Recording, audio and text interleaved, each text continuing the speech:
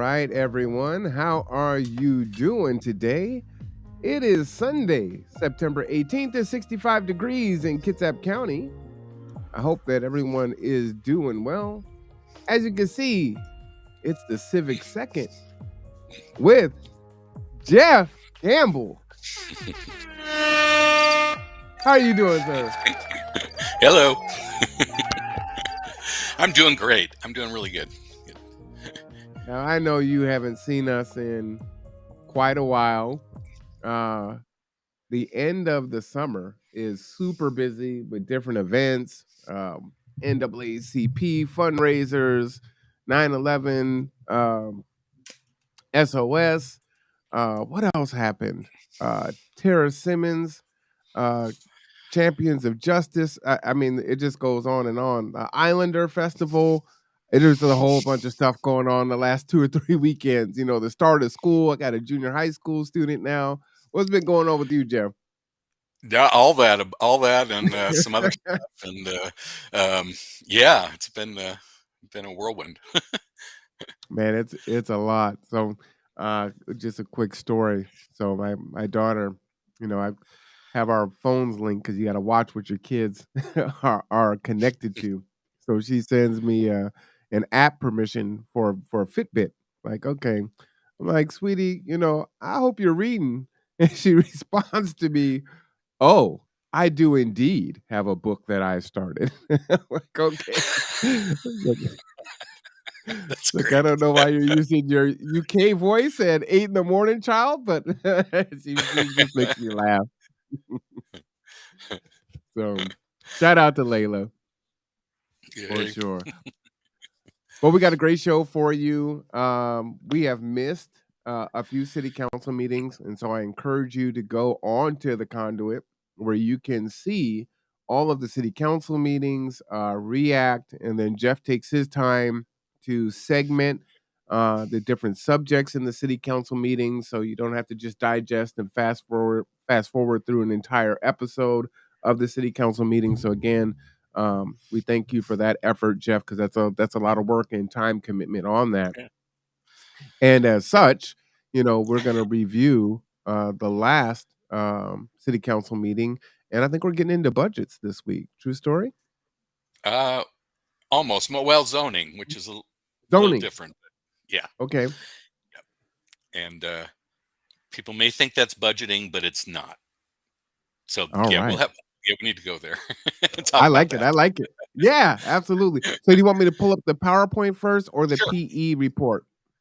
Why don't you pull up the PowerPoint? I guess. Okay. Did you get the latest one I just sent you? I hope. I did not. So we'll just have to skip Oh, that page there. But it loaded this time. So there is that. oh, because I just uploaded a new version. Oh, how long would it take you Did you to? really? Just a couple seconds. You Because I wanna, realized the charts didn't come through, and yeah, sorry about that. all right. But yeah, if you could get the latest version. Oh, I absolutely can do that. Please re-download. Okay, I got that. So I'm gonna download that. While I do that, what I am gonna do is let me pull up the P&E report and folks can take a look at that and you can kind of talk through that for a minute. Um, well, we're getting out. No, I can't. That gets Go out out of of seg. order. I have a whole Okay. segment on how to get that form. Okay. Let me load this really But quick. okay, let me think So of something else we can talk about while we're doing. Yeah. yeah. Yeah, are we gonna? Well, one thing, are we gonna? We had talked offline about discussing the React meeting, which Oh was yeah. also this week. Are we gonna have a separate discussion of that maybe afterwards, or because that's a whole, as we discussed, that's a whole It is. discussion in itself. I think. If Yeah. if you have the time, I got the time. Okay. Okay. So we'll do that. Or do you want to do that, or before or after the zoning? Uh, we could do it after Okay. because I would have to pull up the video for that one too. So, Okay. all right. So I'm just getting this thing ready. Well, while I am pulling that up, you want to talk a little bit? What's been happening down on MO King? Give us an update down Uh, there. Yeah, things are getting harsher. Honestly, they're getting harsher down here. They're really clamping down. They did a full scale sweep last week where they rolled in and took people's stuff. They uh, it was there was this poor girl. She was out here crying. I just walked to this, someplace, and I come back home and my stuff's gone. I understand later that she got a voucher, but I don't know how much that voucher was for. But yeah, things have they say there seems to be a harder crackdown going on, and I'm not sure what's driving that. But What would you surmise in that? Are you able to have conversation with law enforcement or others? yeah, I did. I got an email, a long email from one of the police officers at Rawback, which I've posted on our page. I can give you that link, and people can go there and read what he had to say about the situation. And you can find that at. That's just the easy link, and that it looks like it goes to a web page, but it just links through to the Facebook group page where all this is posted. Okay. So that's anyways, that's a whole nother subject. So many big subjects we talk about here. Yeah, we do. We do. That's what's so awesome. All right, we are loaded for bear. Thank you for that. All right, so we're getting into zoning today. Yeah, and first of all, like we said, we'll talk about the Race Equity Advisory Council meeting, and that's on the and that's the link to the whole thing if you want to go watch it. But we'll be talking about that a little bit later. The noise ordinance. Hold on, let me give you a link for that. Hold on just a second. Okay, this is why we need to get some young people in here to help us with this stuff because my production abilities are falling down instead of improving.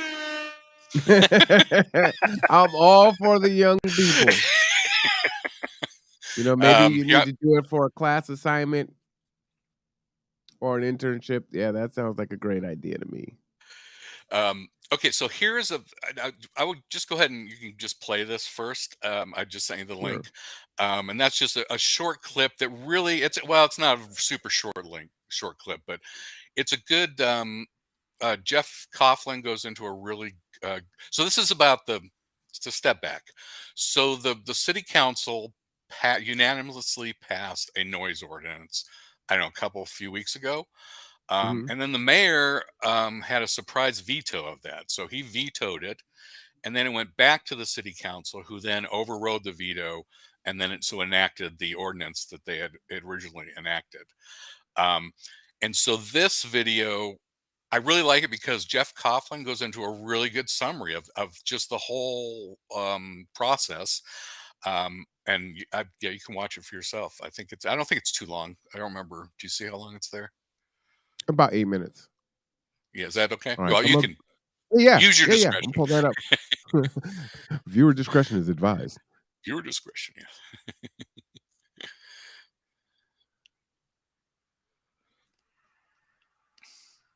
Uh-oh, can't hear it. All right, give me a second here to get that going. All right. Oh, you said you couldn't hear that, huh? You should be able to hear that. That's interesting. Why can't you hear that? Oh well, huh? Can is anybody from feedback outside? I can't see that now. Oh, there it is. Can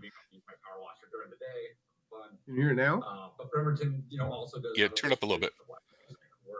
We're embarking on the multi-million-dollar project at Quincy Square. That's embracing that tradition. So I really don't think, Bremerton is like Footloose. I thought that we as a council arrived at a really reasonable ordinance with a laundry list of reasonable exemptions, one of which was commercial music being slightly louder from 3 to 11 p.m. on Friday and Saturday evening. Yeah, we can't really hear it. So you may want to start it over.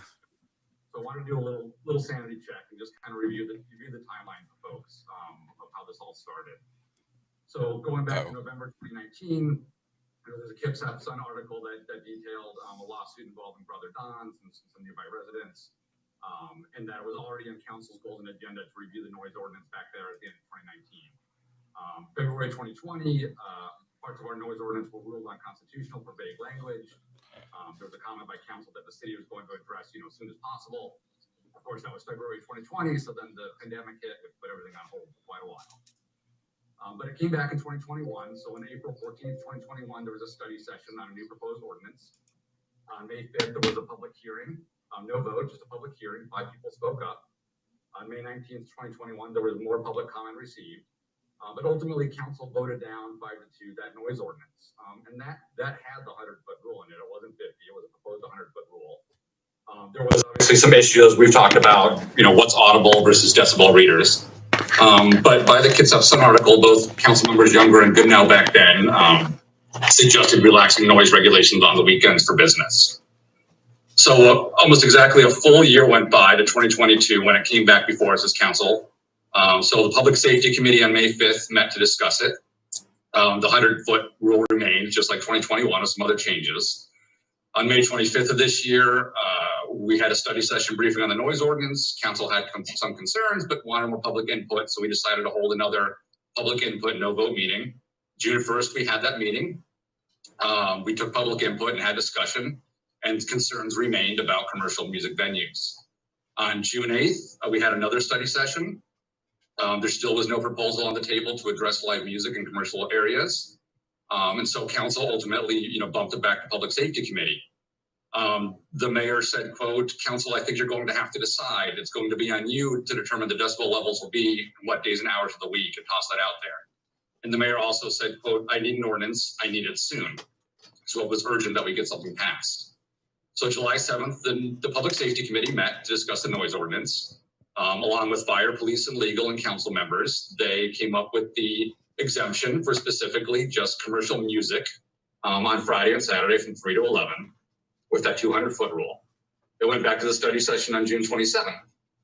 And my recollection is that legal staff were asked to make it clear the 200-foot rule for music was at council's request, not the administration, but there was no further elucidation why there were concerns about that 200 feet. August 3rd, almost at the end here, we got to general business. We got written comments specifically on the 200-foot rule.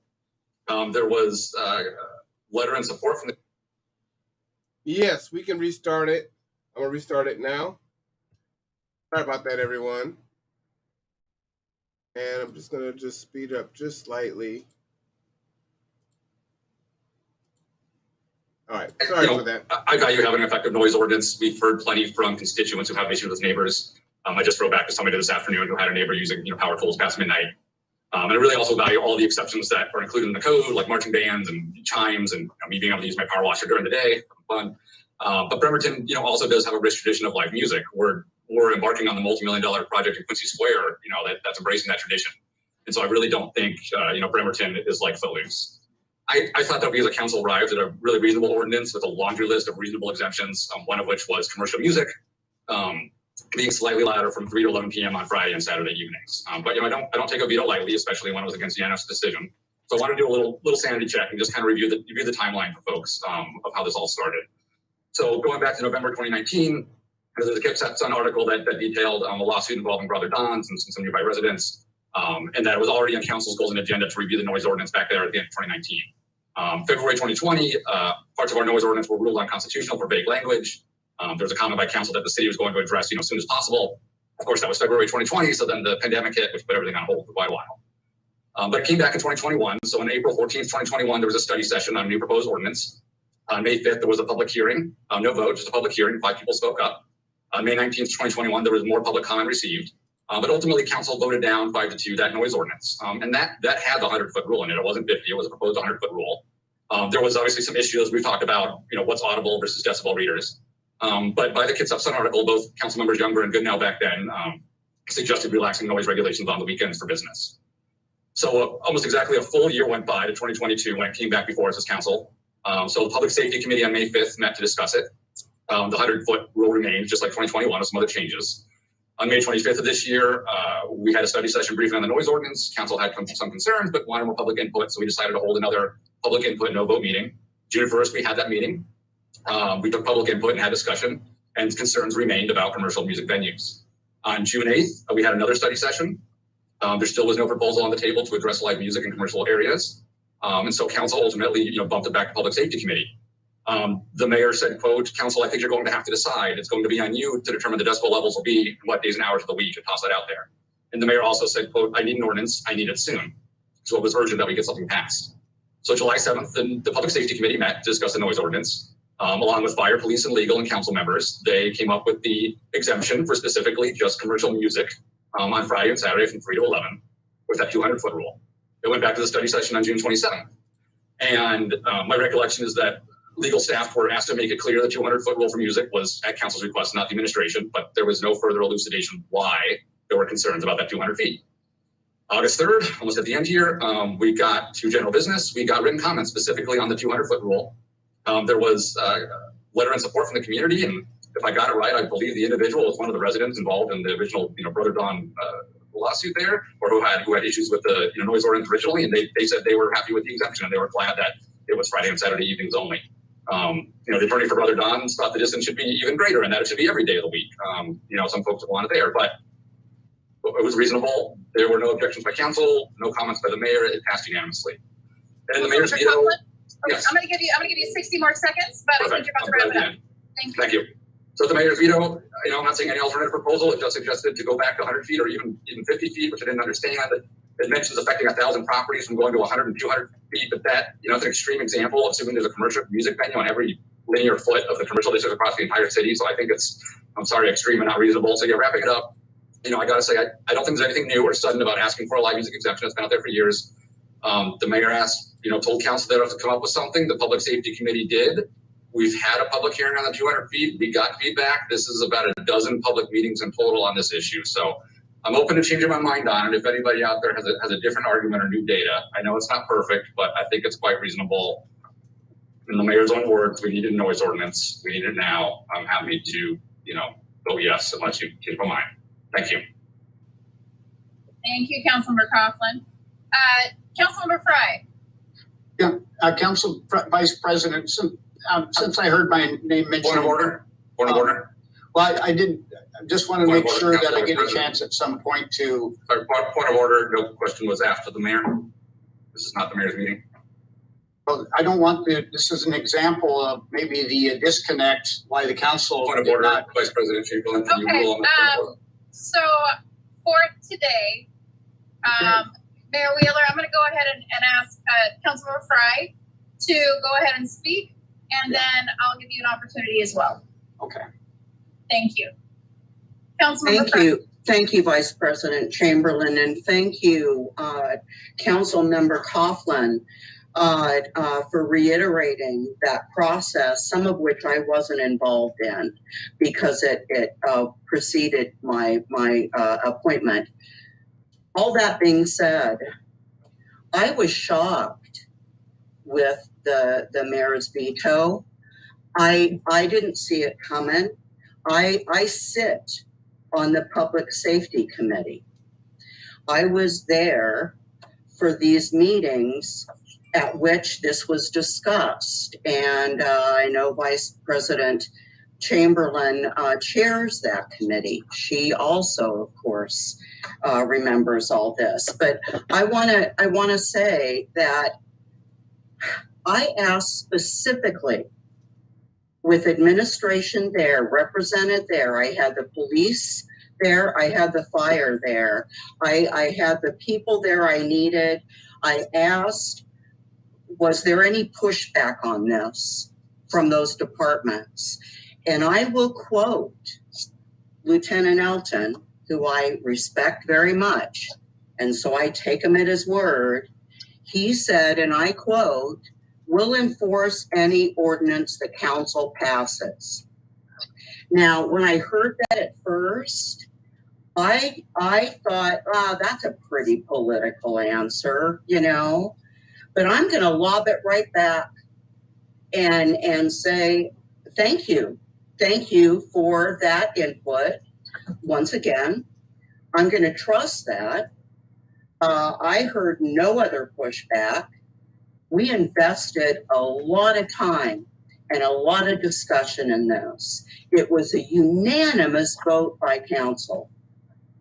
I don't get it. I really don't get it. Yeah, I'm supportive of just moving this baby forward, unless somebody changes my mind. Thank you.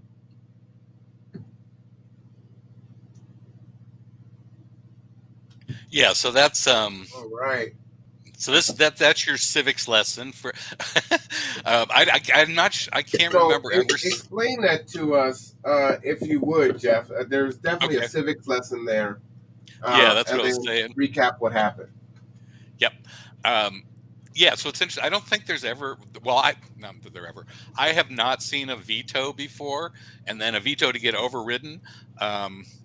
Yeah, it's from a political science and civics. It's it's exciting stuff. You're showing how the government really works, and in this case, I was surprised. The mayor showed a big lack of decorum. Um, it's just like when the president enters the legislative chamber at the national level, they're a guest. When the executive is speaking at the legislative, and in this case, it's the city council, when they're in that realm, they're a guest there, and are expected to show respect for that. That was a little surprising to see him do that, and I still don't understand why. If you've got the unanimous, but anyway, so I don't want to get too hung up on that. We now have a new noise ordinance. Live music on Friday and Saturday nights is allowed until I don't remember what they said, but and then they extended the 200 feet to 200 feet. Which, being a live music person myself, I love it. If I don't have to leave the house to hear the music, I'm good. I'm good with that. So I think that's, unless there's any questions from the public about that, I think we can move on to where's the COVID money going, which has been a little controversial. All right. So before I forward that, I missed out on.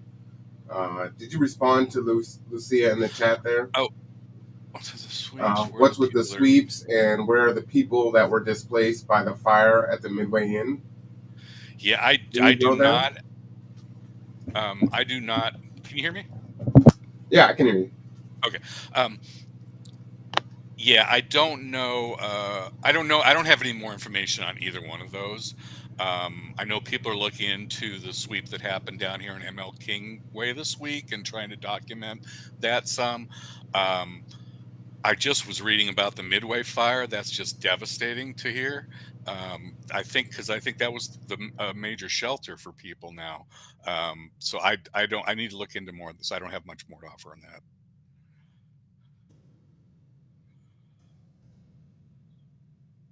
Okay.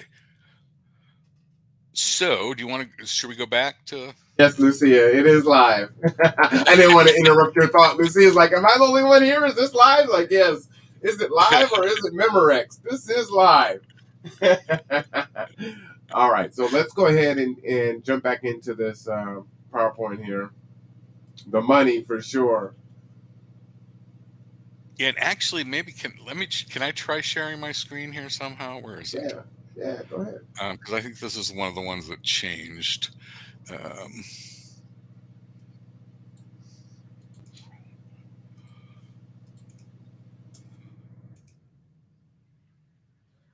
Okay, can you see that?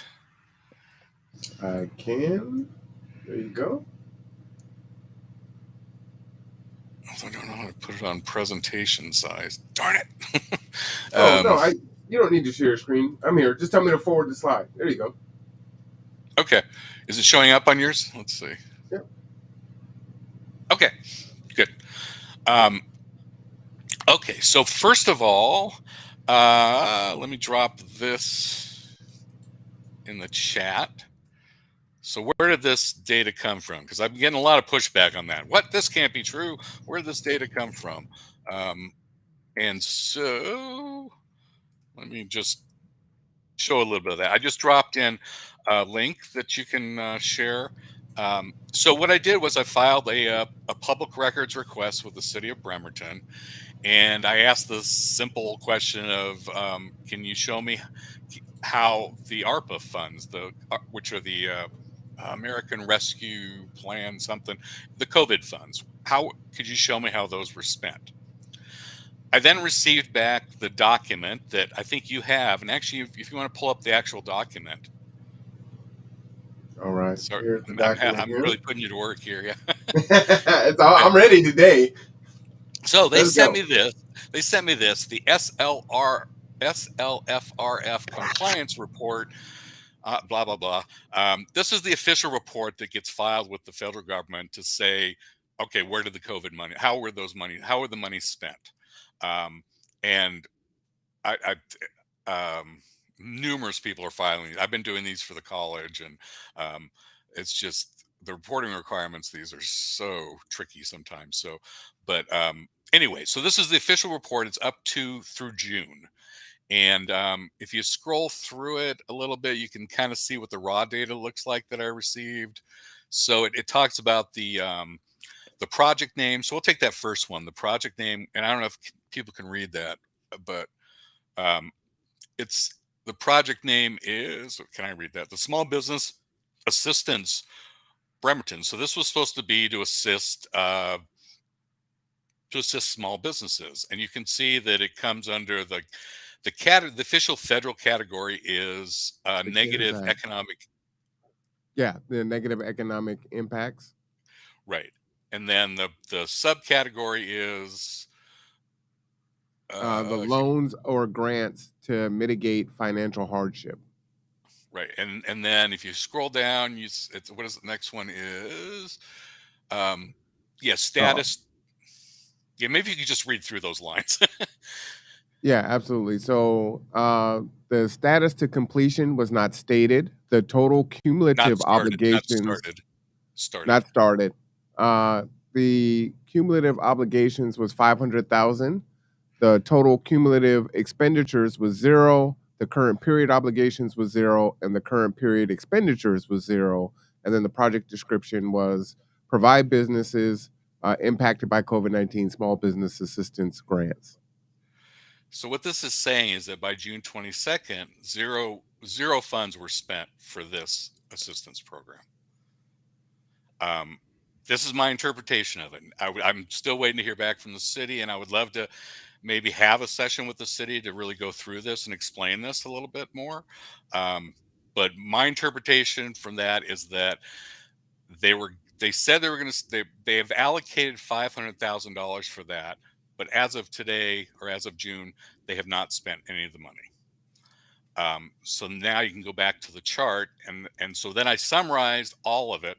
Okay, so I summarized. Okay, so who did get paid, or where did the money go? And so going through that form and summarizing it into this chart is, most of it has not been spent on anything yet. They've spent $435,000 on paying salaries at the conference center. They've spent $175,000 on police body cams and court TV. They spent $58,829 on some new software for their human resources department. And then Coffee Oasis and I think another program got a combined $22,363 for job training. So my question is, why hasn't this money been spent? I feel like there has been a lot of need in the community, and I feel like what they're doing is they're just sitting on the money and just leaving it in the general fund. And what I'm trying to find out now is, see, normally if you don't spend the money like you say you're going to spend it, you get it deducted from your next year award, right? Gotcha. But if this is a one-time award, so it's not. And I'm still researching that part, so it's not clear to me. If you don't spend it on what you're going to say it as, it seems like it just goes into the general fund and it stays there, which is where the mayor really likes to put everything. Just put it in the general fund and we'll take it from there. But I would really like to get some feedback from the city. I've reached out to Jeff Coughlin online. So there could very well be another big side of the story, but this is what I know so far. So just to summarize, so myself and the audience understands, you did a FOIA Act, which is a Freedom of Information Act, and you received this document here, right? Correct. And this broke down how the this money came in and how it was spent. And basically, what you did was you just put this into a graph, and you're saying, "Hey, this is what this looks like." Am I Correct. correct in that? Okay. Yes. Uh, Bailey says, "Follow the money." For sure, hit the horns. So, Yep. and I want to put that caveat down there is we do need someone from the city to confirm these assumptions, but based on the information provided, this is how Jeff is interpreting this data. So we know that money was spent on eviction assistance and other things, but please explain this, because this is the data that you got, that you gave, and this is their interpretation. So this is what it looks like. So can you please explain that? Elizabeth says, Yeah. it seems to me that if the funds are to relieve complications from COVID, such as evictions, food, loss of income, then that is where it should go. Absolutely agree with that. Yeah, and in my mind, I can compare it to what I know is going on at the Olympic College, where they also had got a lot of funds for COVID, and what they did, their student services just worked crazy to make sure that they got that money, as much money out to students as fast as possible, and they helped students pay off loans, they helped people pay for housing. It just went directly, like as fast as they could, to get to students. So I'm not sure why that didn't happen at the city level. To say that, it almost implies that they did not see a need. Everything was fine and dandy in Bremerton, which is not the truth. In fact, just yesterday, one of my neighbors was evicted. The whole, 5 sheriffs showed up and said it's time to go. Wow. Um, Wow. so there's still eviction, and the eviction funds. So, anyways, yeah, there's a lot of questions that I have on this. I hope we can get answered. And we know this is going to pick up, right? So we've had, we're in a post-COVID world, in regards to the federal government. So now that this eviction assistance money is dried up for the most part, evictions are going to increase, and COVID's not gone. You're still going to have COVID. You're still going to have flu season. You're going to have folks that are going to be out of work, and if there is no support and no help, these landlords. It's like, look, I'm not going to keep going through not getting paid, and you're going to see evictions start to pick up. And then where are these folks supposed to go, right? And then when they lose their jobs or lose their homes, and then they're homeless, and if somehow through all of that they end up using coping mechanisms, then we blame it on them for abusing drugs or alcohol, and it's like, well, it's your own fault. No, actually, this system is broken. We need to fix it. Yeah, and just to give a little perspective of what you could do with $8 million here in Bremerton, $8 million would fund a full-time urban rest stop, which is providing toilets and sanitary needs and showers and laundry facilities. They have them in Seattle. They're called the urban rest stops. It would fund one of those full-time, completely staffed for like 3 years.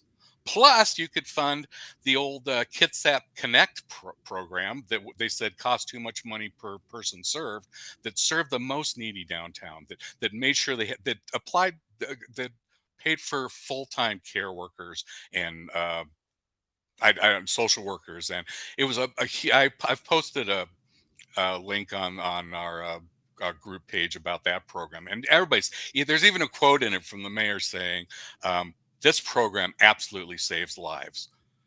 It could fund that program for, I don't know, 4 years probably. And then not only that, but then you would still have probably $5 million left over to give to BHA, the Bremerton Housing Authority, to start producing and making low-income housing. And they could probably meet the whole need with that $5 million. I don't know. I should probably let some of the experts from Bremerton Housing Authority answer that. But that's just my take on what we could do with that amount of money that apparently that looks to be just sitting in the bank. Absolutely. If you want to look up urban rest stops, you could just type that in, urbanreststop.org. It is one of the things that we've been looking into to have a proposal to the city at looking at this as an option. And so they are right here in Seattle. So you could take a look at that. Lucia says they know what is needed, and yet they do not do it. Who gets interest from it sitting? That is a really good question. That's a really But good question. But I will say that budgets, we're talking about budgets coming up. And so public comment starts in October. Um, and the mayor has a chance here to really, really do something and really to prove that he could make up for all these. And we're sitting on a $15 million budget surplus at the city level. Plus, at the Mhm. city council member meeting the other day, they were saying, "Oh, we just found another 5 million or something." The money's there. The money is there. Um, I, we just need to pressure the mayor to spend it on what needs to be spent on. Um, anyways, that's my soapbox for the day. But you'll be hearing much more on that from me as we go on to the budget season. Well, let's go to the next slide here. What is Yeah, zoning? The act or process of partitioning a city, town, or borough into zones reserved for different purposes, such as residence or business. So let's get yeah. And the into reason, zoning. the reason this is timely is that at the next city council meeting on Wednesday, they will be voting on a major zoning change. They've been really hard selling this everywhere. They were at KHH, the Kitsap Housing and Homeless Coalition, last week or last meeting, and they're going to be at the next meeting too, really pushing this. The mayor wants this to happen. But what is zoning? What are we talking about when zoning? So, and just to put it in, so zoning means if you buy a piece of property, it tells you what you're allowed to do with that property. How big can the lot size be? How small can the lot size be? How many lots can you combine? How tall can buildings be on the lot? What types of buildings can be on the lot? All those kinds of restrictions. And it really is about, and I want to say that the zoning, and I think I say this later, but zoning is not about creating housing. It's not about creating anything. It's about limiting how people can use the property that they own. So that I just want to make super clear. It affects housing in that the housing that is created, in that, if you don't allow apartment buildings, then obviously you are restricting how much housing can build. So that's the link between housing and what actually gets built. But I have to say, I have to lean on the low government side. I feel, caveat here is that I have never owned property. But it seems to me if I did own property, I'd want to be able to do whatever I wanted with it. I mean, within reason, right? Mhm. So to me, I'm like, let people do whatever they talk about. Oh, let the market forces do what they want. Well, then let people do what they want with their property. That is the market forces. And so if you go back to is zoning is a good thing, so I can read it. Sorry. Sure. And before I pull it in there, Jeff, Lucia says, get this podcast to hit more people. How can we get this to his people? Let's motivate them to get involved. We think the poor, don't count or our voice won't mean anything, and it does. Uh, give give Lucia the horn for I that. love Lucia. We definitely need your help getting the word out. Please like, subscribe, share, you know, and support. I'm gonna go ahead and pop this up there. Jeff, it continues to remind me to put out a space for folks to donate. That helps us to market and advertise and maybe pay for assistants to come in because it's a lot trying to manage all this stuff. So we do need your help. A free press is not free. Free press is It's not it's free. a lot of work.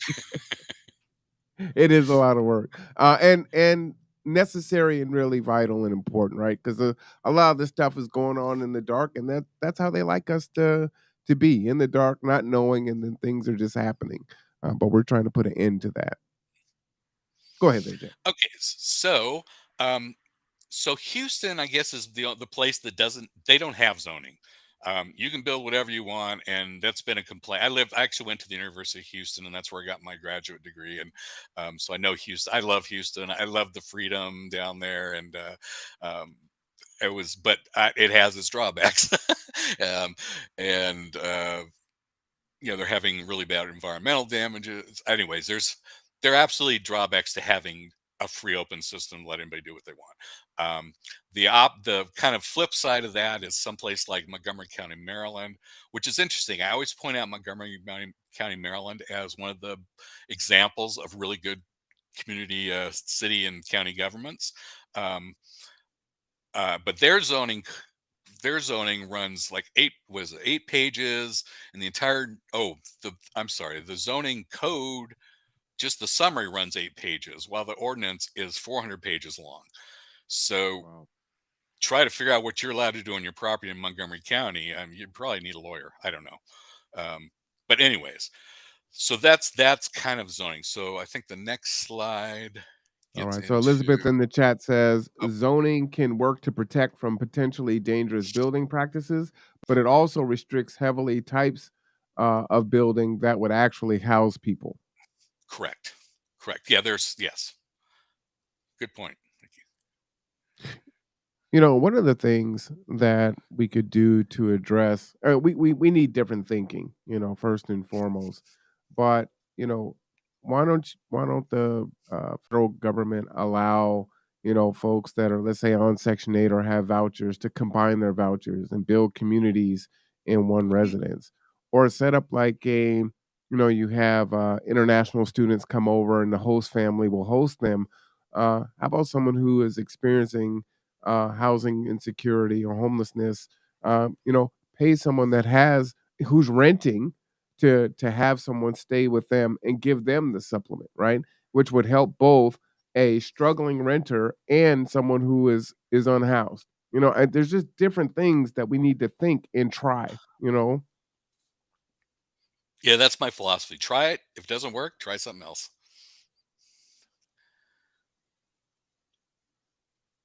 Okay. all right. So this is a view from the. Wait, did you skip a slide, or did I go? Did I start with the conservative viewpoint, or did I? You did. Okay, I guess I was being kind. So this is from Stanley Kurtz, who is a pretty conservative commentator. From I think this was from The Nation. Sorry, I didn't put it in there, but so he says, and if you could, can you read that? I don't know. Yeah. This was from Stanley Kurtz on October 11, 2021. Two big developments indicate that zoning may be on the cusp of emerging as high-profile political issue. This is in direct response to growing moves by Democrats at the federal and state levels to kill off single-family zoning. Control over zoning is a core function of local government, which means that federal and state efforts to choke off local control are direct assaults on our federalist system. Ooh. Yeah, that's a theme that you hear a lot on the right? It's local control, and except when it comes to abortion. Well, no, I guess I don't know. I'm not going to go there. So if you go to the next slide. So they would, I guess, the conservatives would feel much more comfortable with the Houston model of, let everybody just do what they want. And but even at our city council, there's a lot of talk about, who's the state to tell us how we should run our city? Who is the government? And usually when they're talking about that, they're talking about things that I'm like, oh, that I kind of agree with the state on this one. Mm. So it's interesting. Okay, then, and this is another one they mentioned during the whole zoning discussion, is President Biden's, and I don't know if you want to try to summarize through that. But this was Sure. just released. I don't know, not too far. 22. Yeah, Yeah, it's pretty. this was May 16 of 2022. And basically it says under the plan, the administration will do a few things. Reward jurisdictions that have reform zoning and land use policies. They'll deploy new financial mechanisms to build and preserve more housing where financing gaps currently exist. And so things like manufactured housing, which include chattel loans that the majority of manufactured housing purchases rely on. Expand and improve existing forms of federal financing, which will include for affordable multifamily development and preservation. They will also ensure that more government owned supply of homes and other housing goes to owners who will live in them or nonprofits who will rehab them, not large institutional investors, which I think is a huge issue. And then also they will work with private sector to address supply chain challenges and improve building techniques to finish construction in 2022, and the most new homes in any year since '06. And so, and what they're saying is that, so when you get in places like Kitsap County and the suburbs specifically, there are limits. You can only have a single family home, right? It's really, we don't want any of these big apartment complex people, and it's a culture thing, right? It's a race thing, it's a culture thing, it's all sorts of things boiled into. But what it does is it limits the amount of housing. So if uh, um, you're limiting, and they call that density. I think we get into that next. Let's see. Oh So yeah, on so I just want to get in. Juneteenth, yeah, I'm just going to read your title for you. On Juneteenth, 2020, revisiting Kitsap segregated past and present. And so this is from Josh Yeah, Farley on June of 2020. yeah, that's a really good article. And I just didn't want to let it go by that zoning has been heavily used to segregate populations, to redline people of color. I don't have time to go into that whole story, but I think that's a whole another show that I would love to maybe cover or listen to even at some point about the history in Bremerton specifically. Um, but Sure. just to show that these zoning is not just, oh, what kind of, it's not all cut and dried building dimensions and stuff. There are some real social impacts that are also built into all of these decisions. Well, let me talk about a few. So, going back to this article in 2020, just reading the first paragraph, right? Sinclair Park was isolated from the rest of Bremerton, had no bus service, and was far removed from schools and grocery stores. And this was Kurt Wiest, who was the executive director of the Bremerton Housing Authority before Jill Stanton. Uh, and so, what can we think of now of inequities that exist with our transportation and housing currently, right? So we think about the fast ferry. We think about how Bainbridge Island has ferries just zipping back and forth, but Bremerton does not. We think about how the bus stops running at 8:30 at night around here, but restaurants and other businesses are open, and working class people need to be able to get home from work, after the bus stops running. How there's no bus service on Sundays, right? So a lot of these things are still currently happening. And then when you ask, well, why is this happening? It's like, well, there's not enough demand for it, or whatever other reasons they choose to give. So these things are still happening. Mostly you hear, look, we have to stick to the 10-year, 25-year plan. Okay, this was my little yeah, you can skip by this. I was just when I was going through this, I was remembering my first year moving up here to Seattle. I attended Wilson Middle School at the very first start of the busing program in Seattle. Mhm. And so I just brought back memories for me about that was my first introduction to Seattle. And um, anyways, I don't know why I digress there, but anyways, let's go on to the other one. We don't need to hear about You, me. you were reminiscing. It's all right. You're Yeah, doing that's research and it triggers thoughts, and yeah, that's okay. Take us into the oh, mind of Jeff. yeah. Lucia says we should probably warn the community that I am feeling healthier and that I will soon be back to stick thorns in their sides. Hashtag fair warning. New mamas need me. There you go. Come on, Lucia. Get them. Okay. Um, so here, I just want to again say zoning does not create housing, and so when you hear people talk about it, because this also gets confused with the multifamily tax exemption, which is a tax break for people creating multifamily units.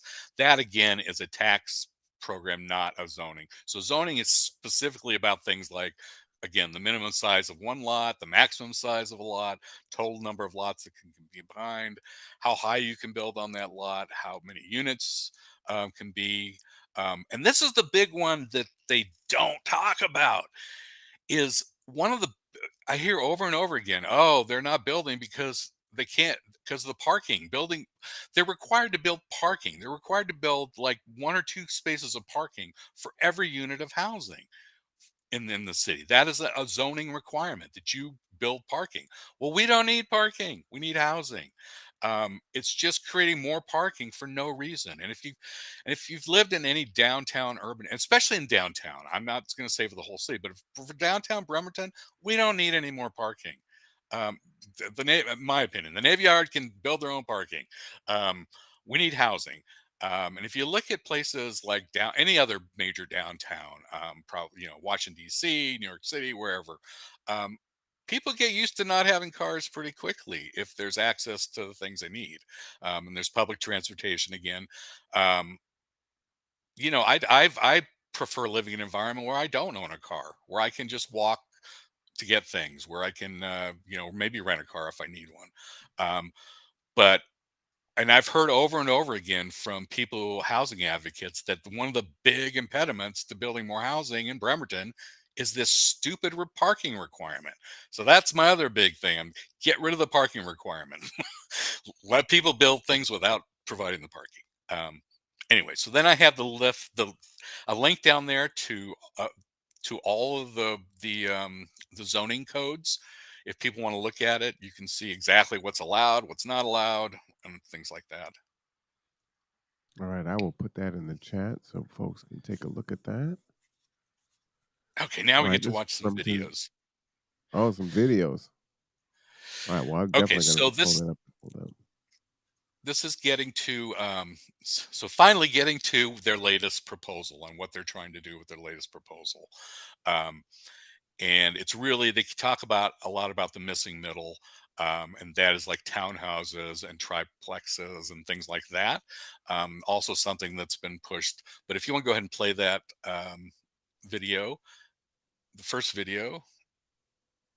Oh, I got to pull it up. I can't click on a link that's in the okay. in the presentation, so I got to set that up. Do you want me to put in the private chat or?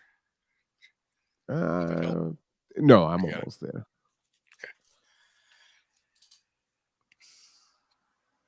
Okay. Yeah, it ain't that fast.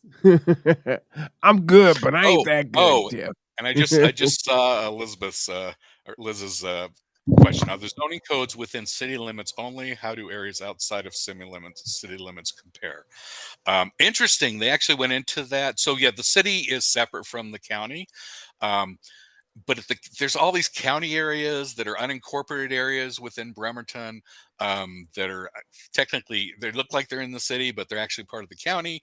But if one of the things they said through this presentation was, if you look at those areas where there are less regulations, if I understand correctly, you do see lots of multifamily homes. You do see all these alternative forms. It's already all coming up. So, anyways, she also says we also need to hold Kitsap government accountable for helping Bremerton and other needy neighborhoods. Are they afraid to help each other? Did they borrow PPE? Oh, that's a good question. Yeah, I'm getting the feeling that the county really does want to help, but that there's a lot of pushback from the mayor's office is what I'm sensing, saying we don't want services in Bremerton. We don't want all these poor people coming into the middle of Bremerton, and that's attracting them is my sense. But again, I haven't been able to get him to comment on it, so I don't know. Well, let me ask you a question, Jeff. Do you think it would be helpful to maybe send an email out with a few names on it, asking some directed questions and see if we get feedback that way? I like that. Yeah, yeah, let's try that. All right, let me get into this video here. All right, here is video number 1.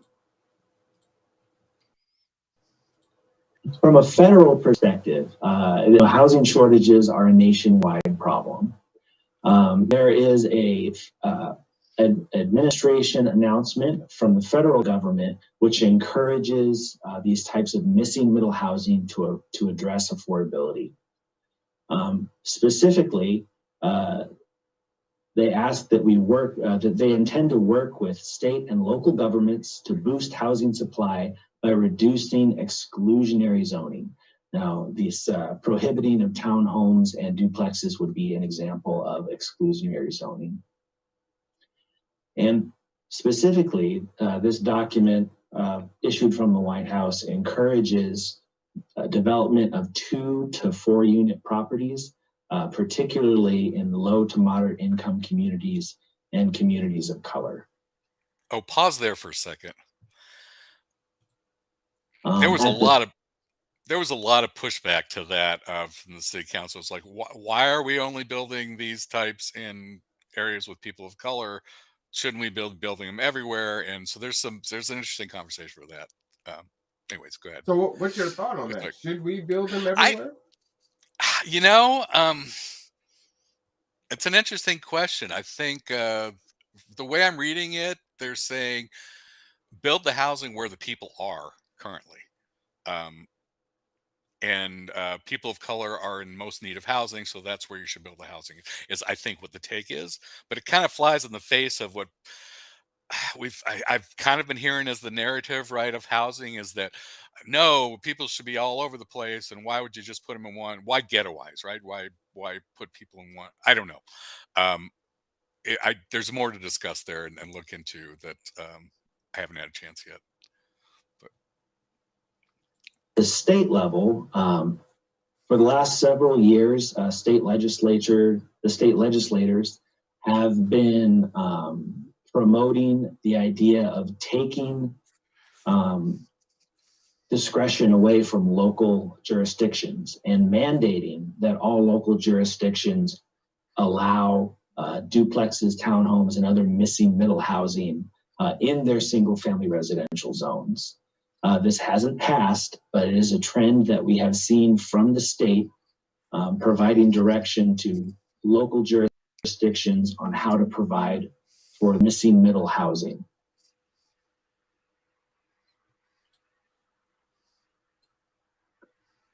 Now, how this is being promoted at the county level, you've already seen this joint study produced by the city and the county that outlines strategies to achieve missing middle housing. And additionally, Kitsap County already allows these housing types within our urban growth areas. Locally, and I'm going to address these pictures here on the right-hand side before I talk through these code sections. Locally, we have support for these amendments also. That first picture there is a duplex, a couple of duplexes off of Lafayette. This backs up right against a Forest Ridge Park. This was a development of about 10 separate duplexes that were constructed in the early 2000s. That's before our zoning code changed to prohibit duplexes in this zone around 2004 and 5. Now, why would they want to prohibit that? That's the question. Yes. Wow. Okay. So this is a attached single family home that's on High Avenue. It was constructed about 2018. Now, I think anybody passing by this home would look at this and think it's a duplex, but there's actually a property line running right through the middle of this structure. So that's what an attached single family home is. It means they share one common wall. But to anybody passing by on the street, they would assume that this is a duplex. Attached single family homes are allowed citywide. Yeah, I would assume that's a duplex. Looks like a duplex to me. Lucia says, Marwan or Jeff for mayor? Seriously. Maybe we can finally get real help with you two. Actually, more people need to run for local office. Well, Lucia, I am actually running for city council this next term coming up. So I am doing it. More people of color, not me, but Marwan, I will campaign for Marwan. Well, thank you. I appreciate you. I am running for city council.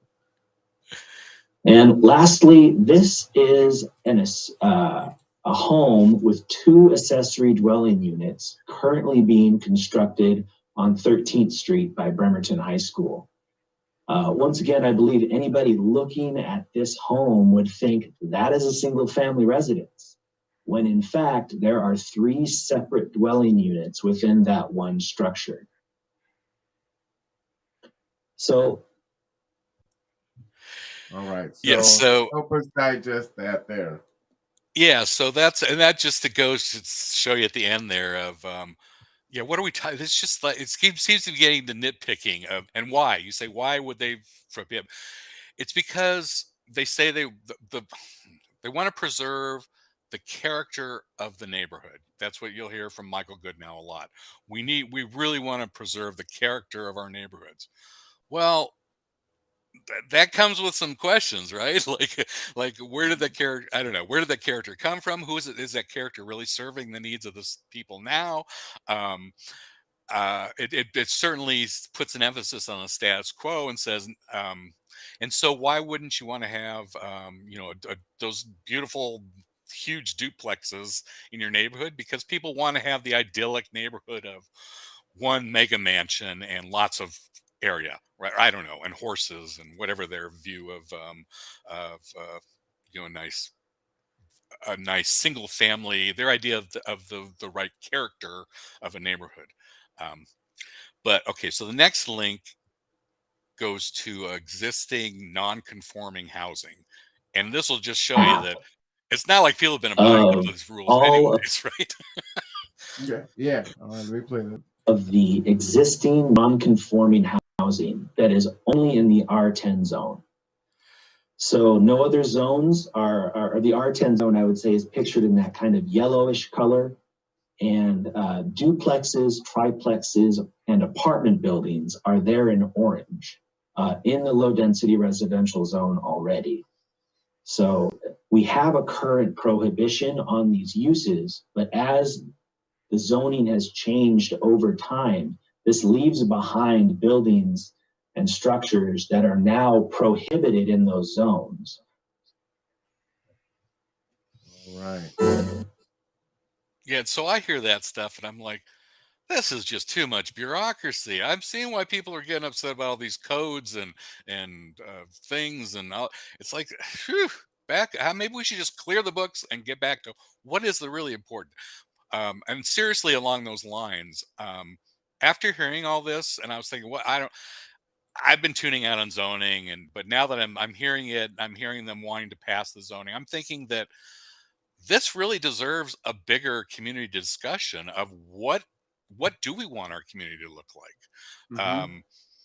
and what is our and I think that again, more transparency, more discussion, more openness, as opposed to just letting the planning people do it quietly in the background. And not quite, they're public. I'm not saying they're doing it in back rooms. They're public.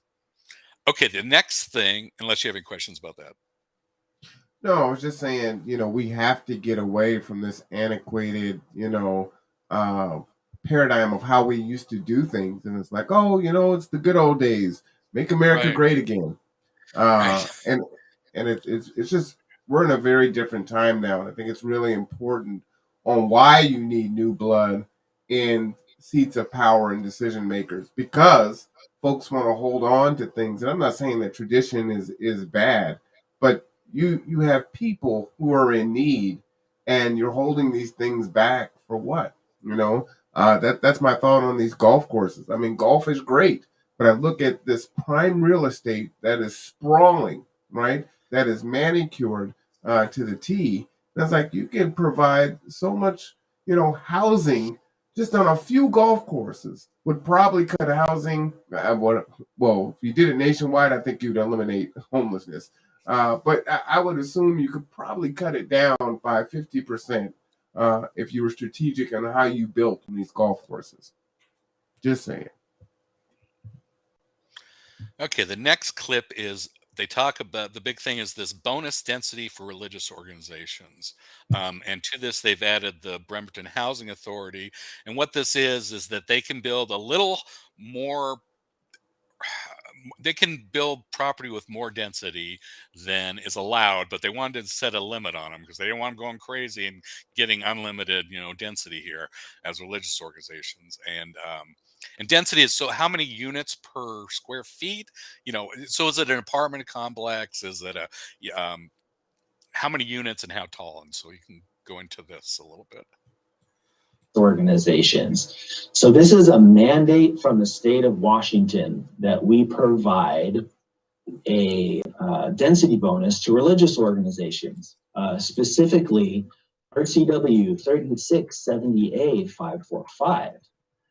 And that requires us to provide a density bonus, which is not defined on what it is, for religious organizations providing low-income housing, as long as all the residents are low income, that there be a time restriction, that the development is required to be exclusively for low-income housing for a period no shorter than 50 years, and that those religious organizations providing the housing are not allowed to discriminate against any person that qualifies as a member of a low-income household. Specifically, that portion reads that the affordable housing development does not discriminate against any person who qualifies as a member of a low-income household based on race, creed, color, national origin, sex, veteran or military status, sexual orientation, or mental or physical disability, or otherwise act in violation of the Federal Fair Housing Amendments Act of 1988. So we are proposing to extend this entitlement to the Bremerton Housing Authority. They have a sterling record of providing affordable housing throughout the city of Bremerton. We have a letter of support from the Bremerton Housing Authority that you'll see up there on the page now. If any council members would like a copy of that, I'd be happy to provide it. This would be applicable in all zones throughout the city that have a maximum density. Some densities in our city do not have, some zones in our city do not have a maximum density. So this would apply only to zones with a maximum density, and the proposal is for an increase of 50%. So once again, it would apply to religious organizations and the Bremerton Housing Authority. The procedure would, in every case, be a conditional use permit, and the criteria of approval beyond what is required from the state would be that they meet all other city requirements. So parking, utilities, traffic mitigation, etc. That it does not apply to congregate living facilities, that all units are affordable, that we would have them record a notice to title on the property, recognizing that it is required to have affordable housing for a 50-year period, and that they are required to consult with Kitsap Transit on any appropriate transit services that might be necessary. And it's important to note here that he's not saying there's any money to do any of that. There's no budget for any of that, and nobody's proposing even doing that. But just in case somebody might want to do that, here's what they can do. If this is zoning, again, this is not about actually creating the housing they're talking about. Man, I gotta say, a lot of stuff went through my mind listening to that. One, why religious, only religious organizations? Then I think, okay, so if we look back historically, how many BIPOC religious organizations have property under this program? I think that number is probably pretty low. I was in a meeting yesterday, and I don't know. I definitely want to ask that question. And so when we start talking about equity and things like that, and religion now is getting even more polarized today, and healthcare, this seems like a slippery slope. Yeah, lots of thoughts listening to that. And again, everyone, you can access these videos on the Conduit YouTube channel there. Jeff has put all those on there for us so that you can share those out or watch them. so that you can, gain more understanding of Yep. what's And happening here. Yeah, all these clips are available, as well as the entire discussion, the entire meeting, for those who really want to do the deep dive into zoning, which I urge you to. Yeah, So absolutely. maximum density. This is where I get to like, why are they even doing this? Anyways, you can see what it says. All right, I'll go ahead and play that. This is where they define, well, what does it mean by maximum density? And they go through it, and I'm still like, okay, what does maximum density mean now?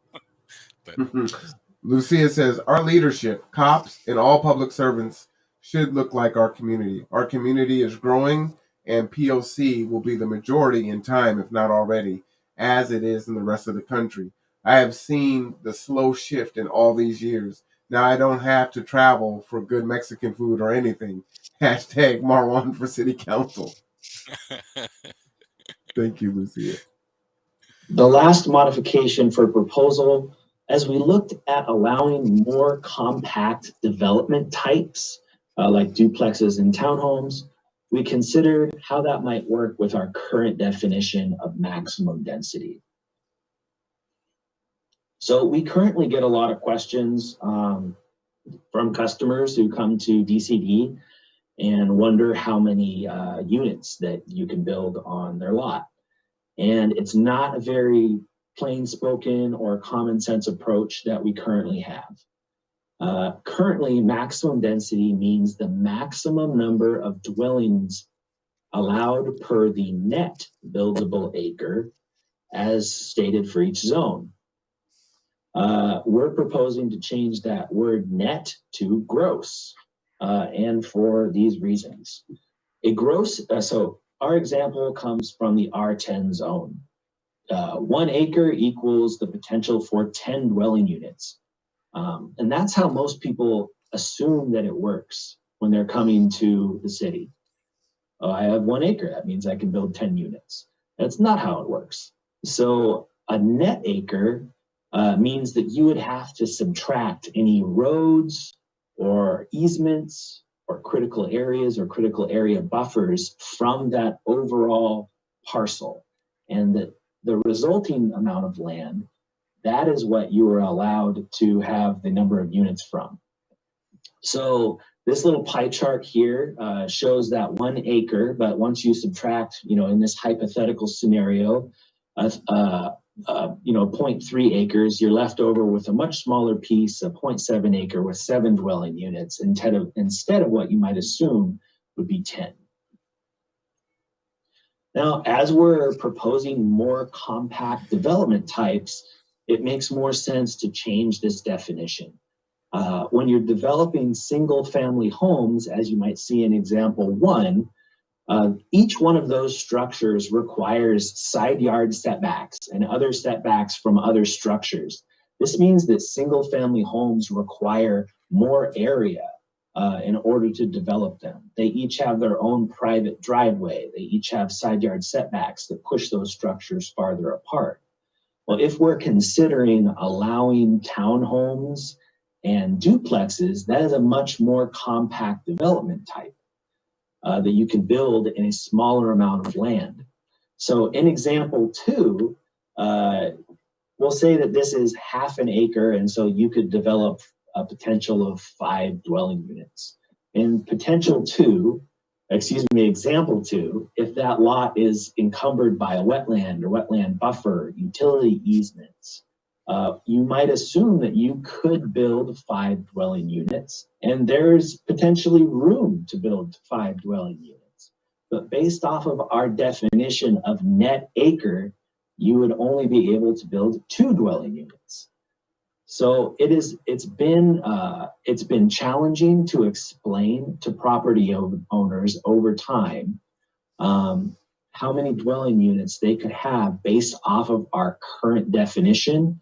And once again, with these more compact development types, it makes more sense than ever to change this definition.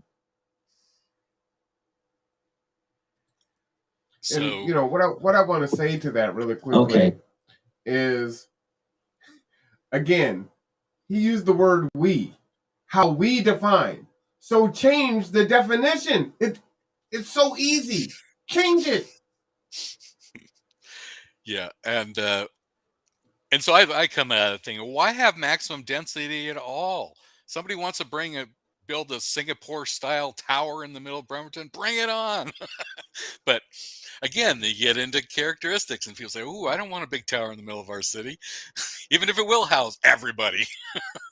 But okay, so maximum density, and that just gets to the whole complex. Yeah, exactly. So the next important thing I wanted to cover was public comment. I really like Garrett Jackson. He does a great job of explaining this stuff, but I think he oversells support for this thing sometimes. And he seems to assume that silence means approval. And so he'll list all these organizations that he says supports this. But I don't think we have an official support statement from all these. Anyway, so you can play that. And the point of this is that please do comment. Please let them know if you have comments, if you have something to say about this, because they will just take silence for support. Yeah, Lucia is And if you saying in the support chat, I wanted a tiny house on my acre and was told it is not allowed to get an RV. Yeah, it's ridiculous, right? I mean, if Lucia wanted to use the tiny home to rent out, it would supplement her income. It would provide housing. These solutions just seem so common sense. Yeah, it's very frustrating.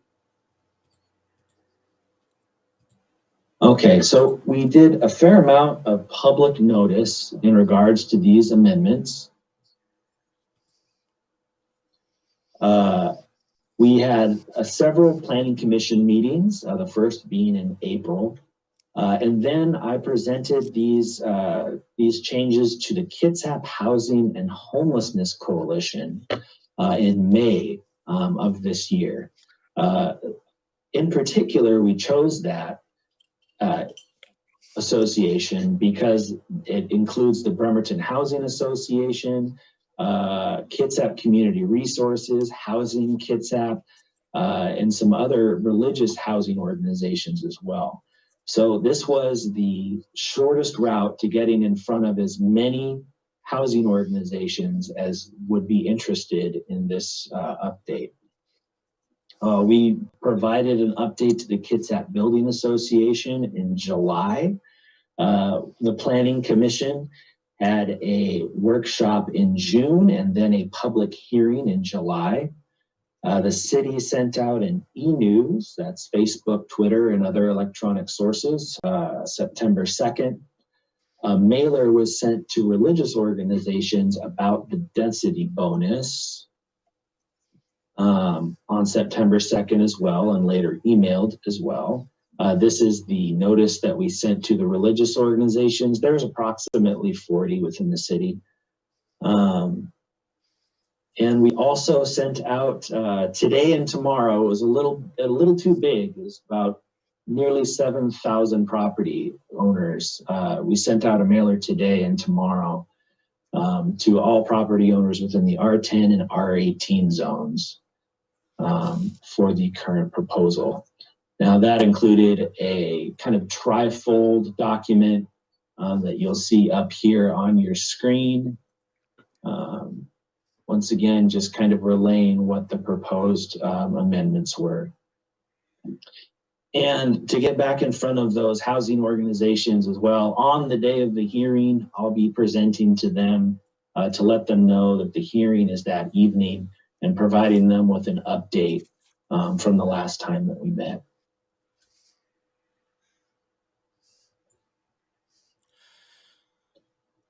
So the Planning Commission unanimously recommended that the City Council hold an open record public hearing, consider testimony, and approve the proposed amendments. And staff is available for questions. So what happened? So that's what's happening Wednesday. You get to public comment and approval of this will happen on Wednesday. Assuming that they vote for it. So And Yeah, Is there I want anything to we can do, Jeff? well, let me just say one thing too. When he says that all these mailers went out, the mailers went out to property owners. I did not get one here as a renter. I would imagine no renters actually got a copy of this pamphlet. It was only targeted out for property owners. What I'm not showing here is what I've also posted is the discussion, city council discussion, where they go back and they discuss this for about an hour. Really good discussion. I would urge people to watch that clip that's on the Conduit as well. And during that comment, they talk about how 60% of Bremerton rents are people who rent. And that's been going, the number of people who own houses has been dropping a lot in Bremerton. And so to just talk to property owners is really reaching out to fewer and fewer of the population that actually live here. And it used to be in the city goals. I think it is still in the city goals that one of the major goals of the mayor is to convert renters to property owners. Well, they're failing miserably if that's their goal. And I'm not sure a government can actually set that, honestly, unless you. Well, actually, personally, as soon as there's something under $100,000 that I can buy and live here and own, I'll be in. That's my price point. Anyways, but to go back to public comment, so yes, we can reach out and we can talk to people. We can, talk. My feeling is that this should be put on hold, and this really, there's been a lot of discussion out there, but I think most of the people affected have not been part of the discussion yet, and that would be renters. So that's my only thing, that I think it needs to be a conversation, including the whole population, and unfortunately, people who own property are the ones who vote, and renters generally do not vote. But if you were to flip that, people vote, property doesn't. So that's a correctable problem if people start voting. But it is to get people to voice their opinions on this stuff. That is who thinks about zoning, right? Yeah, absolutely. Lucia says, "How the hell do you buy a 700,000 plus house after renting $1,000 per month house for years? How? Reasonable, affordable housing with subsidies like that money sitting on his account." Well, I mean, there you go. So, my question, Jeff, for you is, yes, there's this open forum this Wednesday, and yes, I implore all of you to tune in and make your voices heard. But is this a foregone conclusion, or is this, uh, I don't going think through the so. motions? No, I don't think so. I think this city council has made it very clear that they want to hear from the public, and they have been very responsive to listening to the public. And during their discussions, they'll say over and over again that we really want to hear public comment. So they're asking for public comment, and I think that it has had an effect this year of public comments, and so no, I don't think it's a foregone conclusion at all. All right, so we need you guys to rally this Wednesday. We will be broadcasting it live. We'll send out the link. Can you put that on the Facebook page too, so people know where to click on to the Zoom? Because when folks, you tell folks, "Oh, just go to the county website and Yeah, find yeah. the Zoom," and that's really difficult. Yep. And then maybe their approximate time. And you got 3 minutes. Write down your thoughts. 3 minutes is an eternity. It really is. And say what you need to say, and make your voice heard, right? And they will, I don't know if they'll cut it off. If there were 200 people, maybe they would do that, but they so far, every time we've done it, they've taken us, if it was 3 or 6 of us, and we have actually changed the discussion of city council, where they spent time discussing our concerns. And so there is power in numbers. So we the people, as Mark likes to say. Shout out to Mark there. I like that. Yeah. All right. So what's the bottom line on zoning? What do we mean by maintaining a neighborhood's character? Why require parking if you want people to build housing? What kind of city do you want to live in? Bainbridge, Bellevue, Seattle, Shelton, Singapore? Is that Vienna? Bethesda? We should take a serious look at our 10-year plan. Does our zoning, transportation, and infrastructure plans match the community we want or may be forced to become in the next 10 years, given climate and population changes? Or maybe it's time to free the land and let the people use it in whatever manner they choose and truly let the market and individuals figure it out. Instead of planned community, we could have a community that organically becomes what it wants to be. Now, those are Jeff's words. Just wanted to read that for you. And also, I think I wanted to share. Oh, I wanted to share. Apparently, I skipped over the slide somehow. But there's a. I'll put in the link here. Hold on just a second. Let's see. Lucia says, people need to hear this, you guys. We need this to be a thing. We can make If this you a could, thing. yeah, if you could share Which that one? You link. put two of them. Oh, Public sorry. records request or No, the the Brookings. Brookings?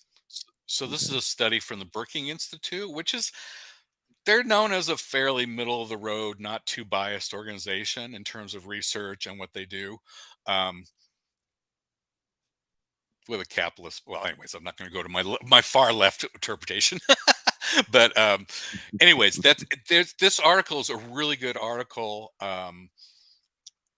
about a zoning and is it a useful tool? Is it not a useful tool?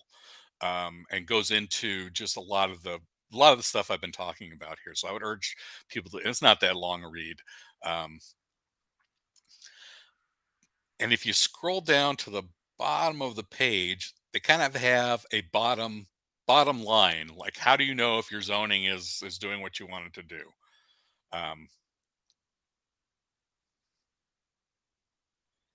Right at the bottom here. Okay, so probably right here. There it is. Ask not. I'll read. Which. Thank you. Yeah, I'll read that one. So it says, let me just let it catch up for the audience there. Ask not which rules should be changed, but what outcomes we want to achieve. Trying to identify which specific policies or procedures are binding constraints on housing supply is not just technical difficulty. It's not really the most important question for policymakers to ask. Rather, they care about how well housing markets are functioning to meet the needs of the current and future residents. Three questions that better capture the impact of regulation are: one, is the housing market producing enough additional housing to meet increased demand as driven by population and job growth? Two, within a city metropolitan area, is new housing being built in the locations with highest demand, i.e., the neighborhoods where people most want to live? And three, does the market provide a diverse range of housing choices that match household budgets, size, and other characteristics? In the absence of regulatory barriers or other frictions that impede the market, housing stock should adjust to changes in demand these conditions. Okay, and then lastly, in future articles, they'll just other things there. So Yeah. Link there. And if you look at those three, I would say no to all three of those for Bremerton. Are we producing enough additional housing to meet our increased demand? We already have studies that say no. Oh, absolutely not. Is new housing being built in the locations with highest demand? That part I'm not sure how you would measure demand, so I'm not sure how to answer that one exactly. I know where I would like to see housing, which is downtown, because I'm a city guy. Does the market provide a diverse range of housing choices that match household budget, size, and other characteristics? And that'd be another big no. So I agree with these made a lot of sense to me. Yeah, I agree with that. And I had a question for you there, Jeff. You mentioned once there's something that's 100,000, then you can purchase. I'm like, where are you going to find something that's 100,000 in Kitsap County? Right, but there's no reason we couldn't have some small, tiny house, something. I don't know. Yeah, I'm no, with you. there's no place. There's no place. There is a I saw. parcel that on 11th Avenue. So when you turn right off of Warren and you go up on the left-hand side, I mean, when I say a postage stamp, it's a postage stamp. There's nothing on it, and they want $80,000 for it, and it's on the corner. It's like, wow, wow. Yeah, and I did find a one-room house for sale in Cumberland, Maryland for 60,000 or 50,000. But Cumberland Gap is beautiful out there, but still, It's not here. it's not And here. Yeah. we need it here. Can you put a tiny house on it? Yes, you could put a tiny house on it, but still for 80 grand, I mean, like, wow, man. Yeah. That's tough. That's tough. All right. So ask not which rules. I think we looked at that already. Let me get back over here. And do I have then the last thing is just the public meetings, I think, that I list. If I added it to that one. There we go. So these are the meetings coming up. Right. Yeah. And another 52K for the tiny house. So now you're at 132,000. Yeah. It's ridiculous. You know, what's interesting too is when I was married, my grandfather, we bought my grandfather's home and he purchased it for 130,000. I think back in the late 80s or early 90s. And so we bought it from him, but it was a 5-bedroom, 3 full bath with a full addition on it, and he purchased that for 130,000. And now we're talking about, you know, a tiny home on maybe a tenth of an acre. No, it's not even that big because that property, the 5-bedroom, was on a third of an acre. It was like 0.25. And it still had a really nice yard in the back. It had a side yard. It had a front yard. And it was just the neighbor yard where we only had like that 10 to 15 feet in between. So yeah, I would. Wow. I mean, we're talking about a couple thousand square feet. I mean, this thing is tiny. So just to change. Yeah, and even going down tinier. So there's things called single room onlys that used to be allowed, but they've been outlawed all over the country, which is, there were flop houses, right? You would go in, you'd rent a room, you'd have access to shared bathroom and maybe a kitchen area, but it was a place that, you could get for $50 a month or something, or whatever, some livable wage. You could live in one of these little rooms. And I learned about them through like Jack Kerouac and people who took advantage of things like that, and all these other artists and writers. And so it's not just poor people; it's people who also just don't want to spend their time working; they want to spend their time on art or whatever. But my point is that we could come up with a lot more housing. We could come up with housing options to probably meet the needs of most of the people that are living outside right now. They have some money; they just don't have enough money to spend on what it costs for housing. And so, some flop houses maybe, or there's probably a better term for it. We can come up with a better, like tiny rooming units or something that sounds cool. Um, but anyways, that's more diversity in what's available for different price ranges, I think, is the point. Well, that's what I was saying earlier. Is if we don't have, well, let me be careful with my words. They will say we don't have enough money to provide housing to everyone, but there is money coming into every county. So why not do a host family type situation, right? So instead of a flop house, again, it helps both the renter and it helps the other person, right? So you're answering two issues at the same time, and so then you can supplement the household for two different households, right? And so if we looked at that point in time count, which we know is an underestimate, but if we just took it on its face and said, hey, there's 500 folks that are experiencing homelessness, and we're going to do a host family situation where the families that take these folks on are going to receive a subsidy. It's going to put them in a space, right? You're going to modify your living arrangements, or you're going to use the bedroom, or you're going to convert a dining room. There's a lot of folks now that don't use the dining room as their formal dining room.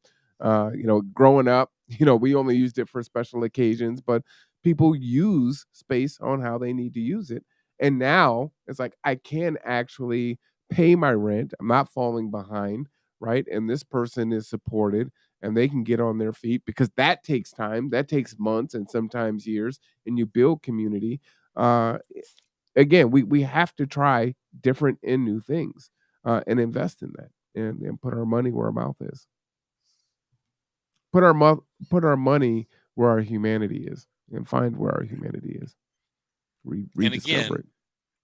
Bremerton city government has the money to do something, and we need to see it in the next budget. Oh, that was my closing thought, I think. So I think that's So the as you end of this.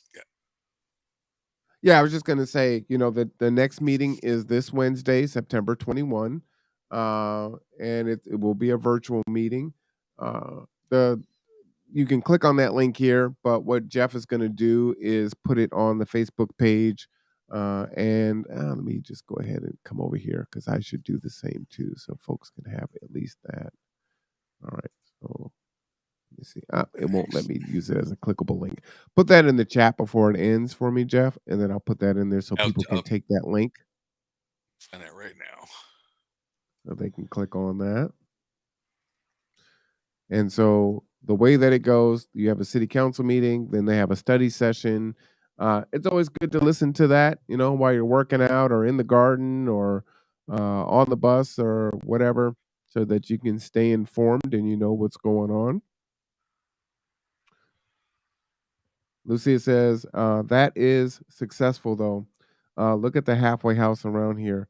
They are like Golden Girl situations, and it works. Yeah. I forgot where Rosie was put.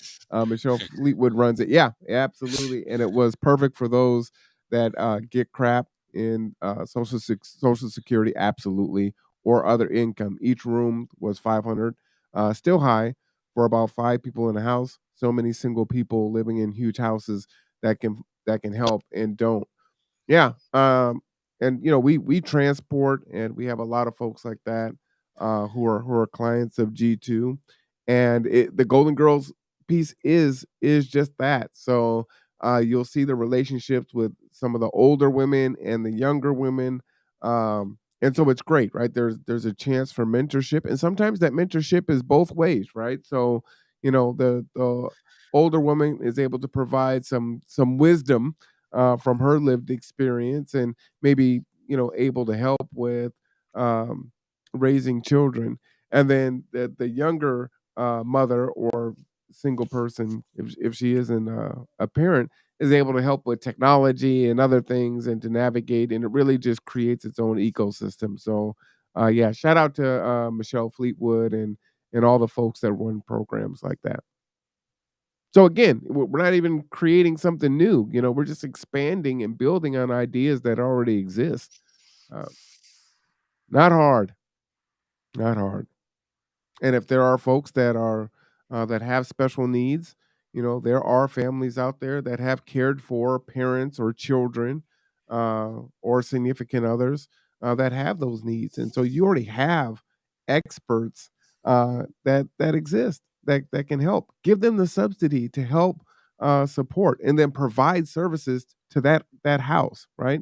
Students are foregoing housing on campus to move in with an auntie with a room. Bellingham, Western Washington University did that. Absolutely, absolutely.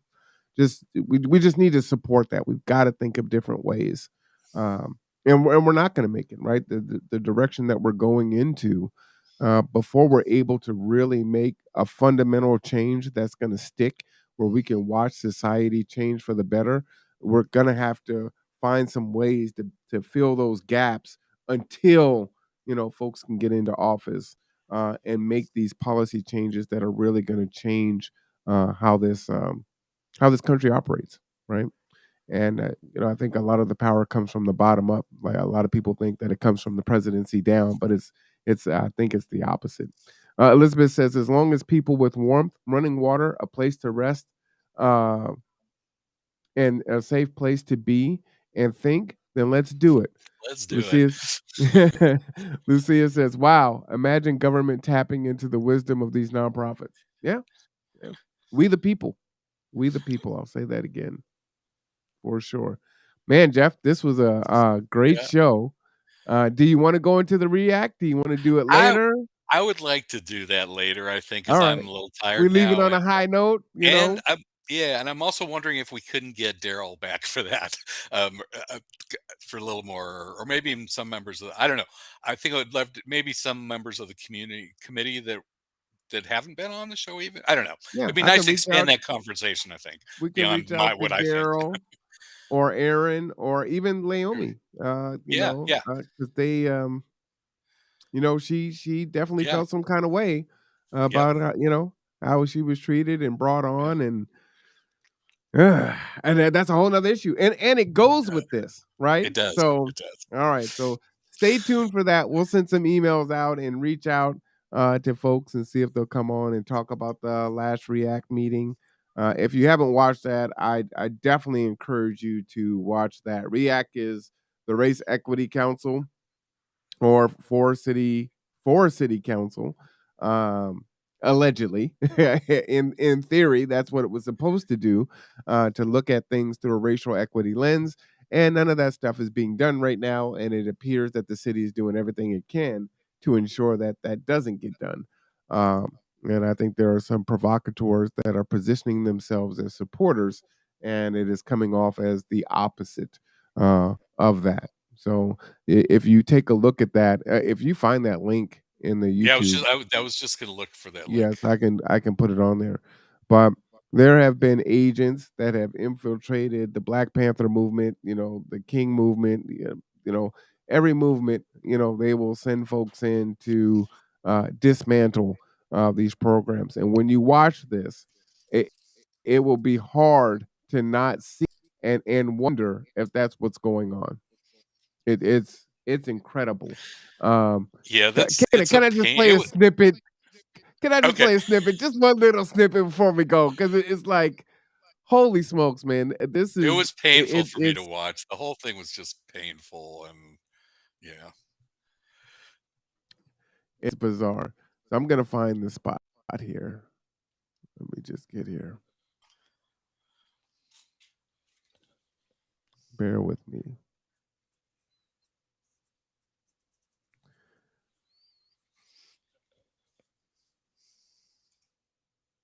I'm almost there. Just fast forwarding it. I just didn't want to do it on camera because looks kind of crazy.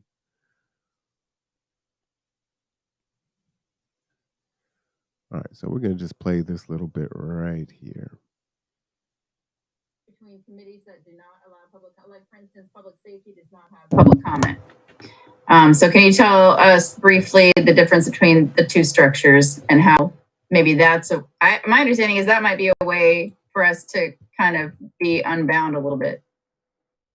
So so public comment does certainly bring this committee under the OPMA as an advisory committee, allowing public comments. It's very clear in the case law that accepting public comment is one of the things that brings it under the OPMA. I think there is an additional factor, and that is the city charter.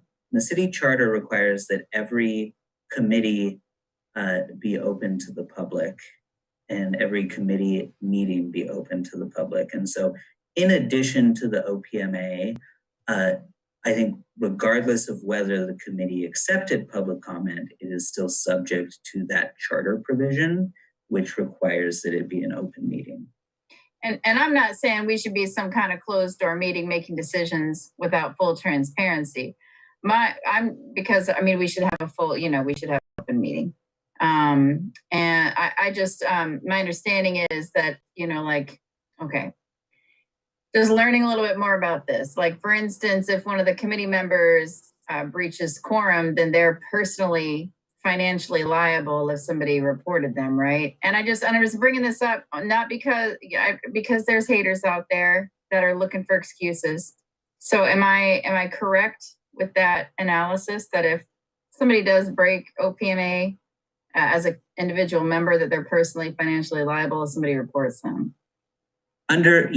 Yes, under the state OPMA law, the OPMA is violated and the individual brings a legal action, then the individuals violating the OPMA are personally liable for the fines that can be imposed.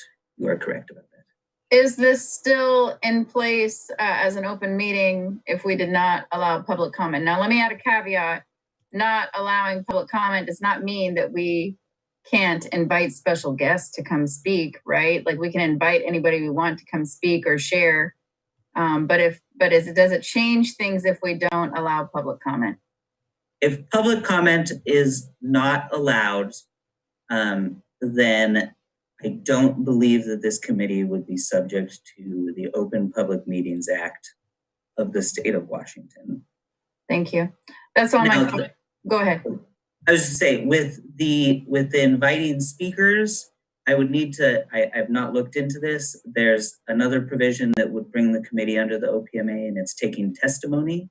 I don't think that inviting speakers would qualify for that, but I haven't looked into that. I would have to look into that aspect. But yes, if the public comment were eliminated, my understanding of this committee is that it is strictly advisory beyond that, and it would likely fall outside of the state OPMA.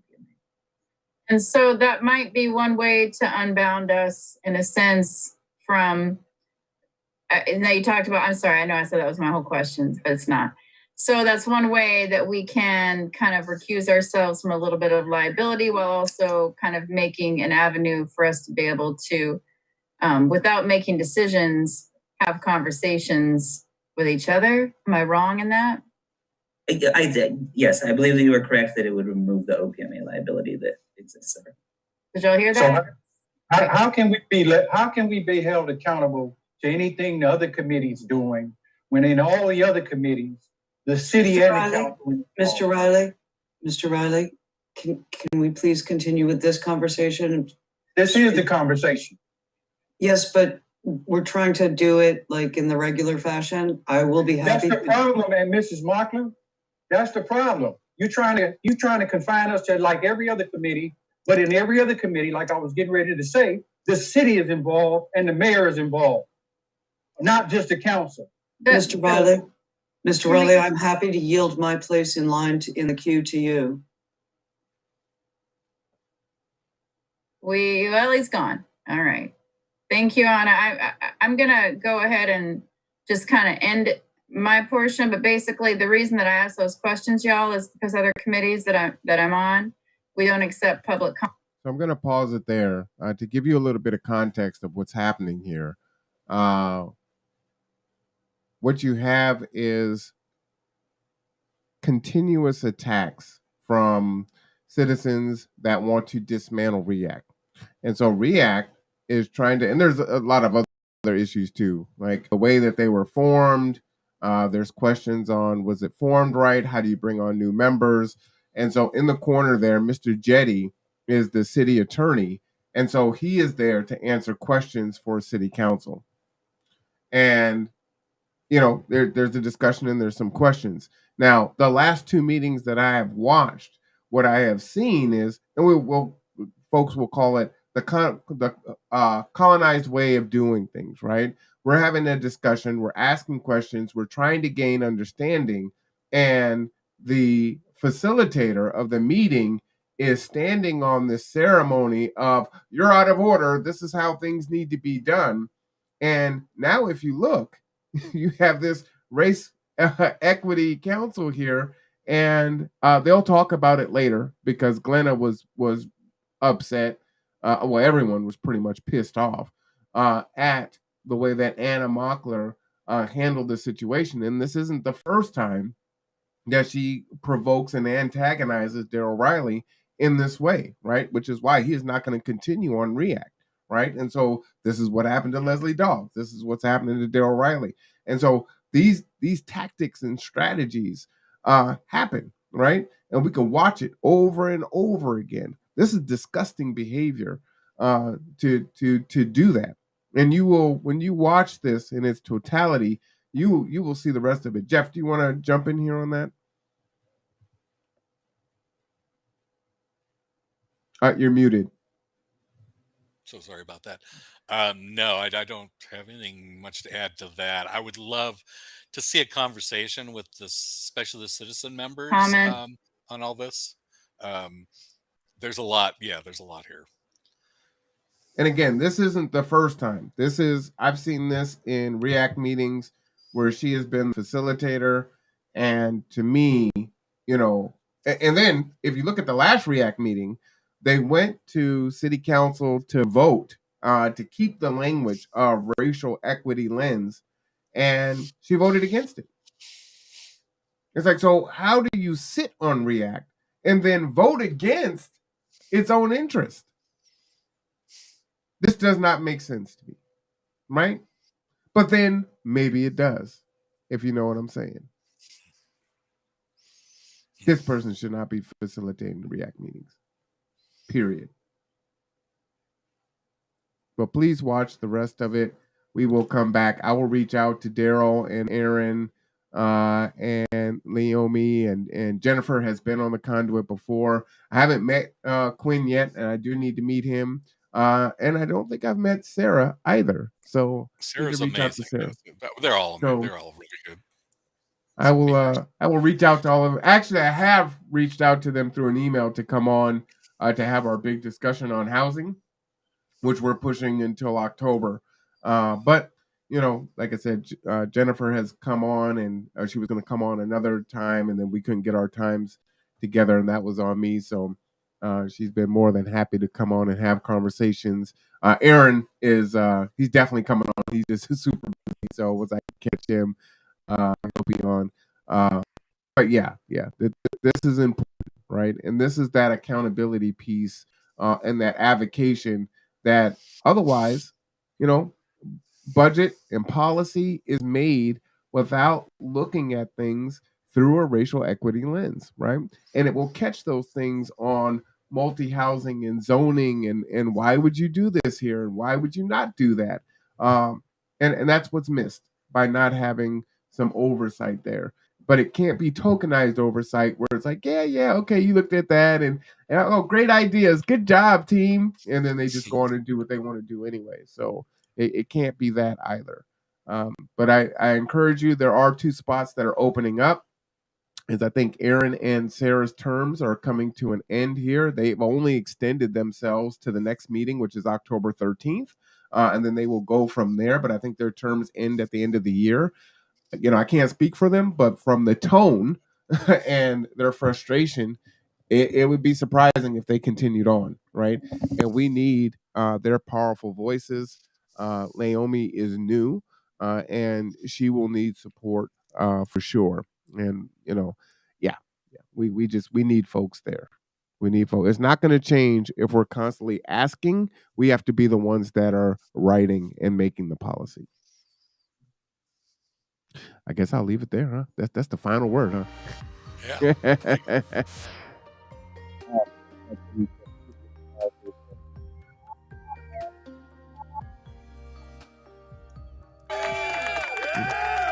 For all the things that you are, sir, you know, you're passionate and you're invested, right? And again, you know, I applaud you and I appreciate you taking the time to do FOIA acts and read and digest and understand and research and send emails and bring this information to us and share it out and bring it to our attention and then give us some better understanding as to what's going on, which allows us to have some direction on what we can do and how we can advocate. Lucia says, I have been the token Mexican at every BOD and org the past 20 years in Kitsap County. This is familiar to me. See ya. Have a great rest of your day, XOXO. Keep this going, guys.